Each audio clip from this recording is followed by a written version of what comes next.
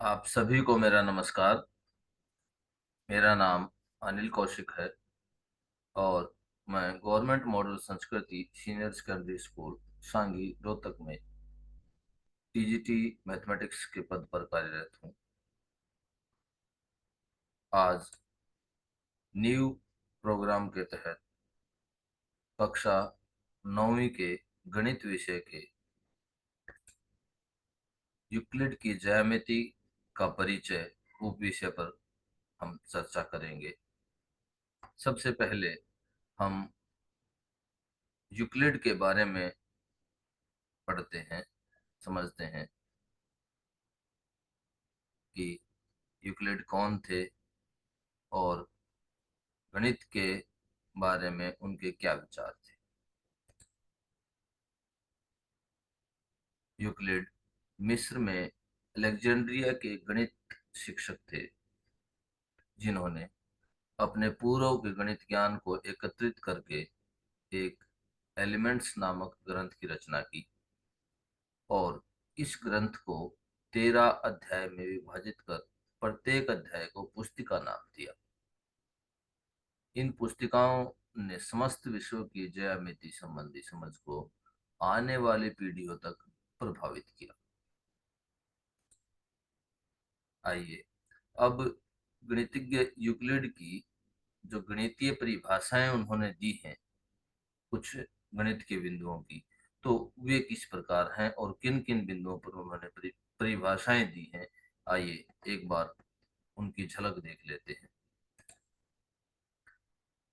सबसे पहले बिंदु, फिर रेखा, रेखा के सिरे, सीधी रेखा, पृष्ठ, किनारे, समतल पृष्ठ, इन सभी बिंदुओं पर यूक्लिड ने परिभाषाएं दी हैं।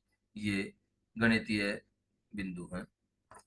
सबसे पहले हम चर्चा करेंगे कि बिंदु क्या होता है, पॉइंट क्या होता है, कि यूक्लिड के अनुसार बिंदु को कैसे परिभाषित किया गया है। आइए इस पर चर्चा करते हैं, देखते हैं। बिंदु, एक बिंदु वह है जिसका कोई भाग नहीं है, अर्थात जिसका कोई हिस्सा नहीं है, पार्ट नहीं है, उसे गणितज्ञ यूक्लिड ने बिंदु का नाम दिया है। उसके बाद रेखा की, यूक्लिड गणितज्ञ रेखा किसे कहते हैं, तो देखिए, एक रेखा चौड़ाई रहित लंबाई होती है। रेखा जो है वो चौड़ाई रहित लंबाई है, कि ऐसी लंबाई जिसकी चौड़ाई नहीं होती, ऐसी अ, लंबाई को क्या कहा है, रेखा कहा है यूक्लिड ने। चलिए अब तीसरा देखते हैं,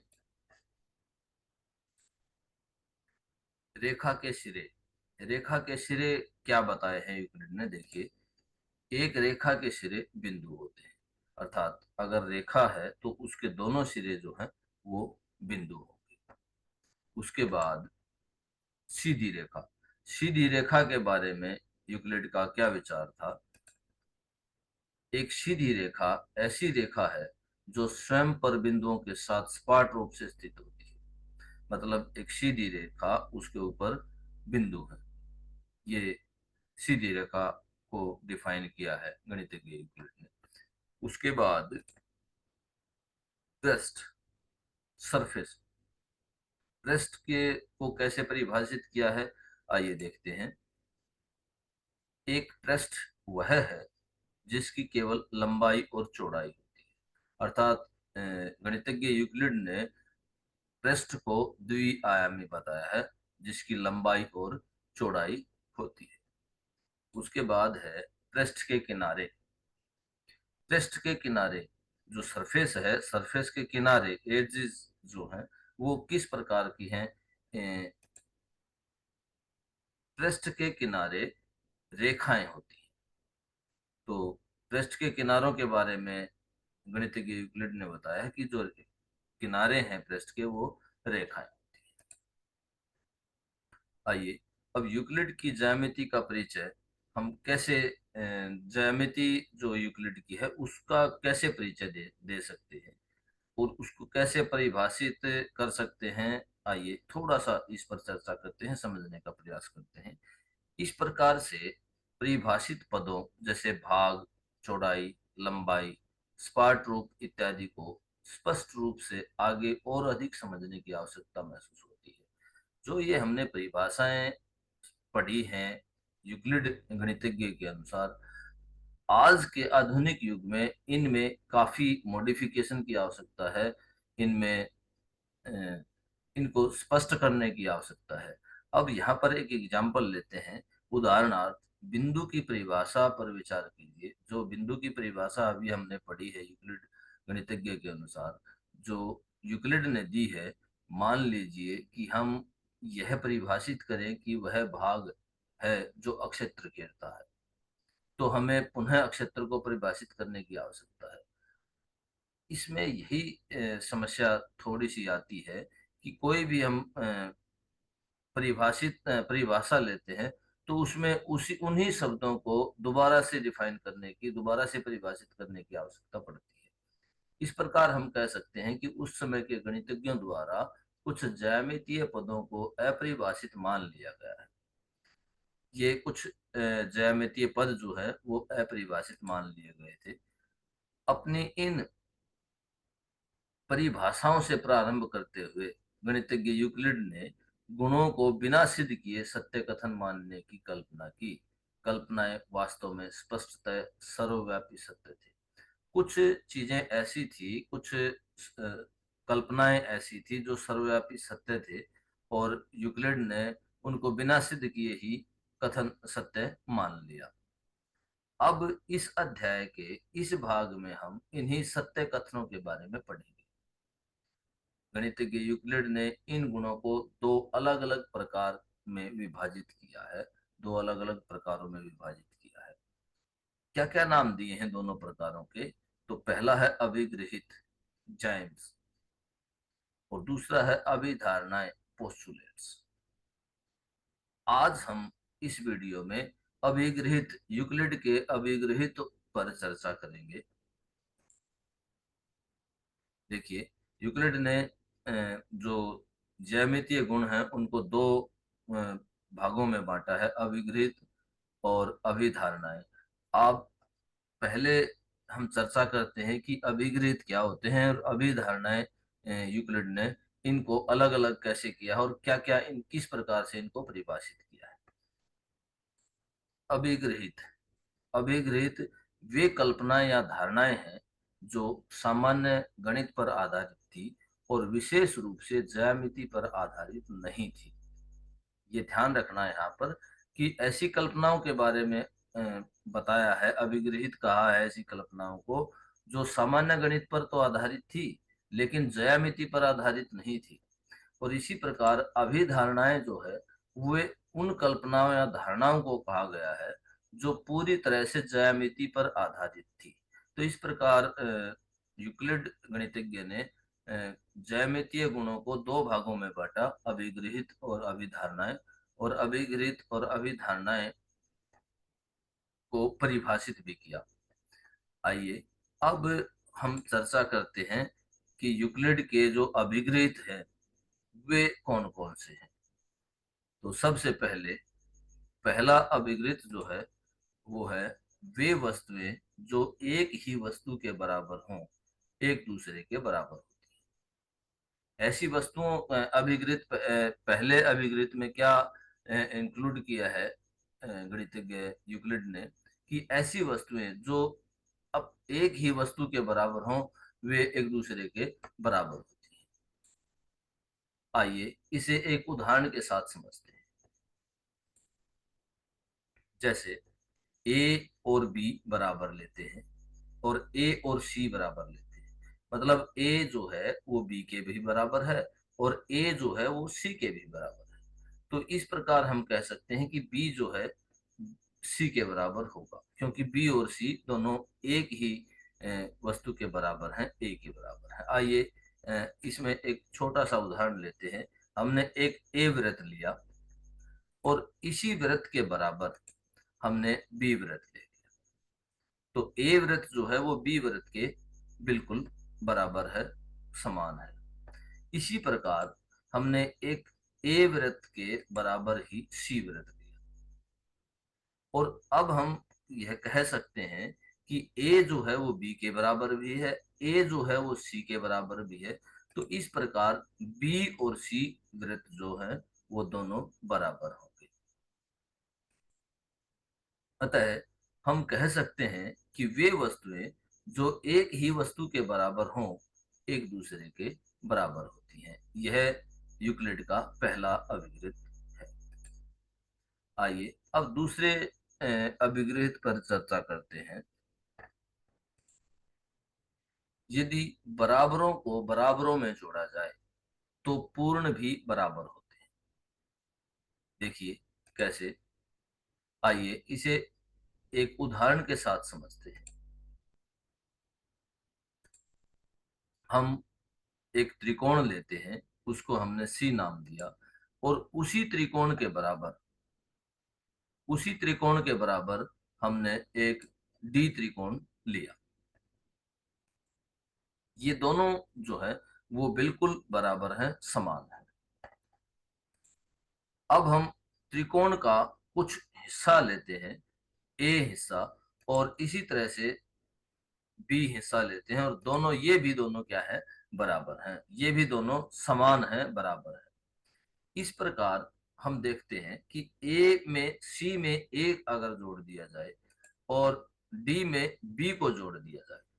अब ध्यान ध्यान से देखने की बात यह है कि सी और डी बराबर हैं, ए और बी बराबर हैं, और हम सी में ए को जोड़ रहे हैं और डी में बी को जोड़ रहे हैं। तो जब दो बराबर चीजें हैं उनमें दो बराबर चीजें ही जुड़ रही हैं, तो हमारे पास दोनों समान प्राप्त होंगे। ये देखिए ध्यान से, हमने इनको इकट्ठा कर दिया है दोनों तरफ से, तो आपको देखने में भी ये समान दिखाई दे रहे होंगे। तो ये दोनों क्या है, बराबर हैं। तो ये यूक्लिड के दूसरा जो अभिगृहित है, उसमें यदि बराबरों को बराबरों में जोड़ा जाए तो पूर्ण भी बराबर होते हैं।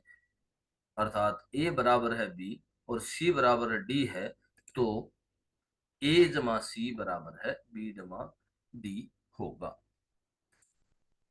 इस प्रकार हम कह सकते हैं कि बराबरों को बराबरों में जोड़ने पर पूर्ण भी बराबर होते हैं। आइए अब अभिगृहित 3 पर चर्चा करते हैं।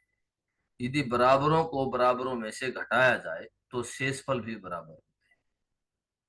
इसका अर्थ है कि ए बराबर बी है और सी बराबर डी है, तो ए में से अगर सी को घटाएंगे तो बी में से डी के को घटाने से जो प्राप्त होगा वो दोनों क्या होंगे, बराबर होंगे।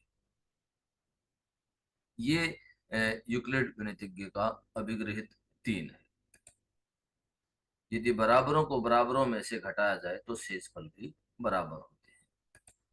आइए अब अभिगृहित 4 पर चर्चा करते हैं। वे वस्तुएं जो परस्पर संपाती हों एक दूसरे के बराबर होती हैं। आइए इस अभिगृहित के लिए एक उदाहरण लेते हैं।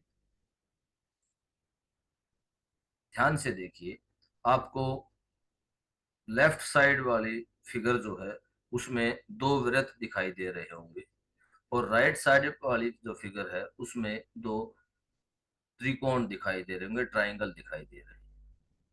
अब हम इनको धीरे धीरे, ये दोनों क्या हैं, बराबर हैं, दोनों वृत्त बराबर हैं, संपाती हैं, और दोनों ही त्रिकोण संपाती हैं। अब हम धीरे धीरे इनको एक दूसरे के ऊपर रखने की कोशिश करेंगे, और ये शो करेंगे कि ये दोनों बराबर भी हैं, संपाती हैं, तो ये दोनों क्या हैं, बराबर भी हैं। देखिए ध्यान से,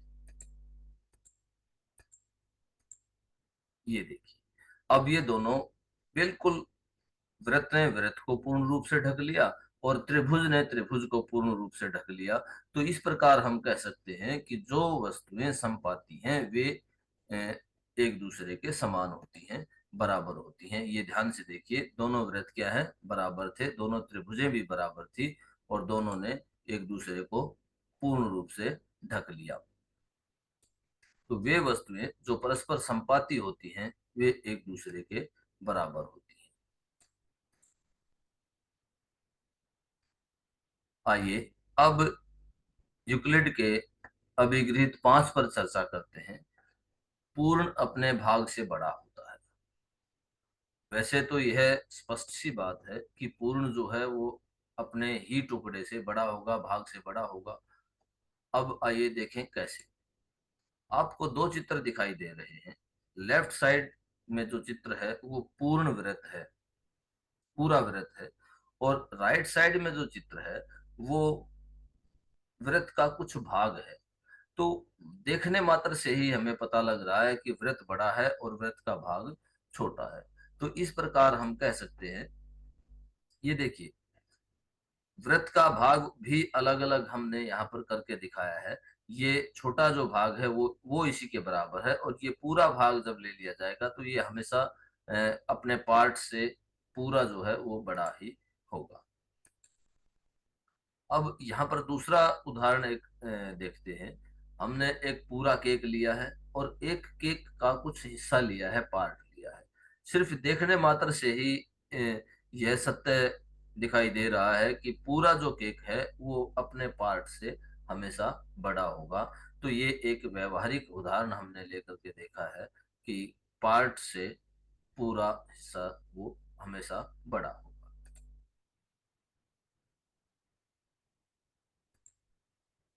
आइए अब यूक्लिड के अभिगृहित 6 पर चर्चा करते हैं। एक ही वस्तुओं के दुगने परस्पर बराबर होते हैं। एक ही वस्तुओं के दुगने परस्पर बराबर होते हैं। आइए इस अभिगृहित को समझते हैं।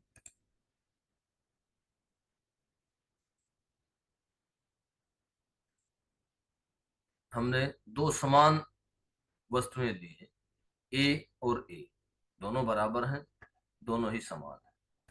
अब इनके हम दो गुणे करते हैं।